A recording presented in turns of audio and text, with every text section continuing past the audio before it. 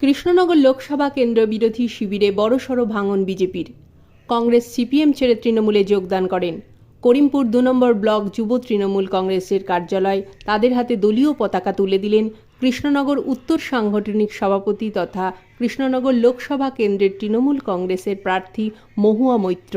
যোগদানকারীরা জানান, প্রাক্তন সংসদ যেভাবে এলাকায় উন্নয়ন করেছে এবং তাকে জয়ী করার জন্যই আমরা তৃণমূল কংগ্রেসে যোগদান করলাম। আমরা দ্বিতীয় জনকে ডাকছি সঞ্জয় মণ্ডল, পলাশীপাড়া সাটেখালি, বিজেপির বর্তমান সদস্য, পলাশীপাড়া জিপি। উনি জেলা সভাপতির হাত ধরে আজকে দিদির প্রতি আস্থা রেখে বন্দে মাতরম, বন্দে মাতরম, বন্দে মাতরম, কংগ্রেস জিন্দাবাদ, জিন্দাবাদ জিন্দাবাদ, জিন্দাবাদ, জিন্দাবাদ জিন্দাবাদ, জিন্দাবাদ, জিন্দাবাদ জিন্দাবাদ। এবারে ডাকবো লক্ষ্মী দাস, গোপীনাথপুর অঞ্চল থেকে।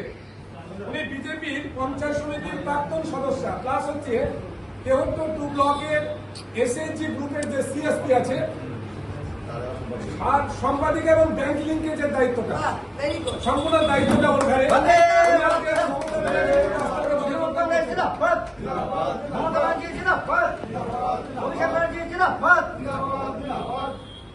এবারে ডাকবো আমি সৈয়দ আলী মোল্লা, বার্নিয়া জিপি, সিপিআইএম এর পঞ্চায়েত সদস্য, বর্তমান পঞ্চায়েত সদস্য।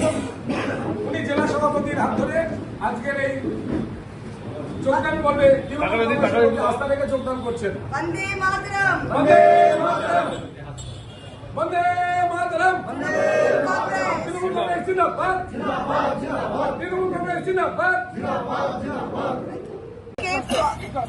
আজকে নদিয়া উত্তর সাংগঠনিক জেলা সভাপতি হিসাবে আজকে একটা যোগদান পর্ব চলছে পলাশীপাড়া বিধানসভায়। যারা যারা অন্যান্য পার্টি থেকে আমাদের দলে আসতে চেয়েছিল অনেকদিন ধরেই তারা বলছিল জয়েন করবে, আমরাও আগ্রহী ছিলাম। যাই হোক, আজকে এই যোগদান পর্বটা হয়েছে। আমি সবার কাছে কৃতজ্ঞতা প্রকাশ করছি, আপনারা দলে এসেছেন।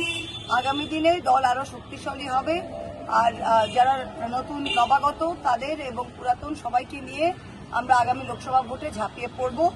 আজকে যোগদান পর্বে পলাশীপাড়া বিধানসভা কেন্দ্র থেকে সাদিক আলী মণ্ডল বীরকুমারী থেকে, সঞ্জয় মণ্ডল পলাশীপাড়া অঞ্চল, লক্ষ্মী দাস গোপীনাথপুর অঞ্চল, তিনি প্রাক্তন পঞ্চায়েত সমিতির সদস্য ছিলেন এবং তিনি এসএইচজি গ্রুপেরও ব্যাংকিং এর কাজ করেন, সৈয়দ আলী মোল্লা বার্নিয়া অঞ্চল, বেদিনাজ মণ্ডল বার্নিয়া, সুরাইয়া খাতুন মণ্ডল বার্নিয়া এবং মাফির শেখ বার্নিয়া।